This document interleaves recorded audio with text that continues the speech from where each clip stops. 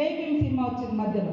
అంటే ఒక్క మామూలు మహిళ భర్త దొంగతనం పేరుతోటి ఒక ఉన్నత వర్గాలు కేసు పెట్టి ఇబ్బందుల పాలు చేస్తే చేతిలో సంఖలో బిడ్డ కడుపులో మరి రూపం పోసుకునేటువంటి బిడ్డ యొక్క సినిమాను అద్భుతంగా మన ముందుకు తీసుకొచ్చింది.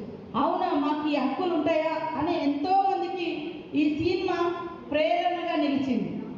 కానీ అలాంటి సినిమాను ప్రోత్సహించలేదు, అలాంటి వాళ్ళకి అవార్డులు రాలే జైభీం సినిమా లాంటి వాటికి. కానీ ఇవాళ పోలీస్ అధికారులు చట్టబద్ధంగా ఉండేటువంటి డ్యూటీలో ఉంటారు. వాళ్ళని బట్టలు ఇప్పేసి ఒక స్మగ్లర్ పాత్రలో ఒక స్మగ్లర్ పాత్రలో ఉండేటువంటి ఒక స్మగ్లింగ్ చేసేటువంటి హీరోలు పోలీస్ అధికారులను పోలీస్ స్టేషన్లలో బయట బట్టలు ఇప్పేసి నిలబెట్టి యథేచ్ఛగా స్మగ్లింగ్ చేసేటువంటి సినిమాలకు మాత్రం కేంద్రం నుంచి అవార్డులు వస్తున్నాయి.